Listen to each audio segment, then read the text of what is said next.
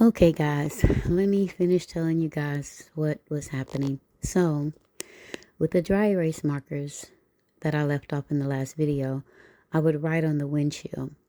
I would write things like, good morning, don't feel like talking today, see you on your break, just things to let him know that I was not in the mood to talk or conversate. I was still being polite by saying good morning, at least I thought so. Anyway, none of that mattered. There were times to where he would get the dry erase markers out of the glove box and he would write back on there like little sentences because he was trying to communicate in writing. And as I explained to him, if you need to communicate, just read the message and leave me in my headspace and we'll communicate when it's time to switch drivers. That didn't work either. So this team person was kind of crazy.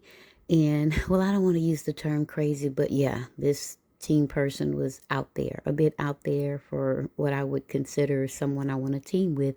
But again, the owner of the all this equipment said, if you do team for me until I get my van fixed, then I'll put you in my van to drive. And then at the same time, I was working on selling my trailer and selling my truck because I did hotshot in my own under my own authority. So I was still working on selling my equipment so I could get myself my own cargo van. That's how I end up in this team stuff.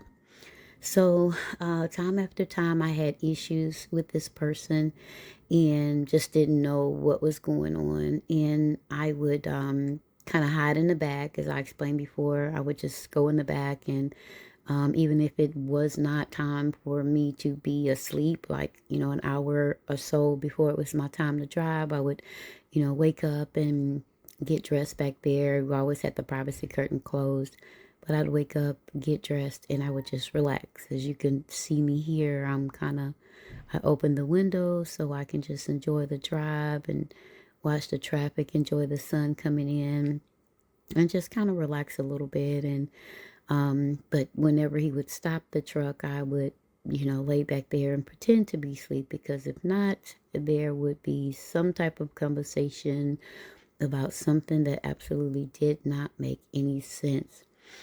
One thing I did find out from him is that he didn't want his image recorded. He didn't want his voice recorded. He said that the government was looking and people would know who he is. And since he's a special person, that was important. And I did eventually, I would do recordings while he was driving. If it was like maybe 15, 20 minutes till time for me to drive when he's getting ready to stop, I would come up front already prepared to drive my shift, and I'd sit and I figured out how to stop him from talking at that point is I would record while he was driving, and that would totally shut him up at that point. Bit. You know what I'm saying?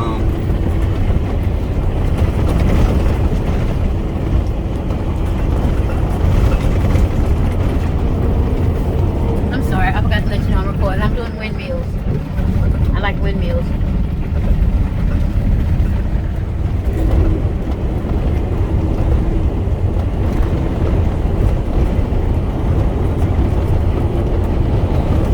Okay, so I managed to get some peace that way, but other times when I was driving, I couldn't be recording, so I still had to endure all the extra conversation that he wanted to give me. Anyway, I got frustrated with it and I told the owner, hey, I'm leaving, can't deal with this anymore. He asked me, he said, the van is about a month away from getting ready. I have another driver. This time it's a female driver. You can team with her for a little bit until I get the van ready. I kind of figured this guy was blowing smoke up my butt. He did have another van. And I kind of figured he was blowing smoke, but still I wanted to be out here and work on the things I have in the background. Like I said, getting the wood repaired on my trailer and preparing it to get sold, because I figured at that point I would be able to purchase my own cargo van and put it on with one of the companies, or just do van life, period. And so I didn't know what was going to be happening, but I did hang around for the adventure in hopes that things would go well.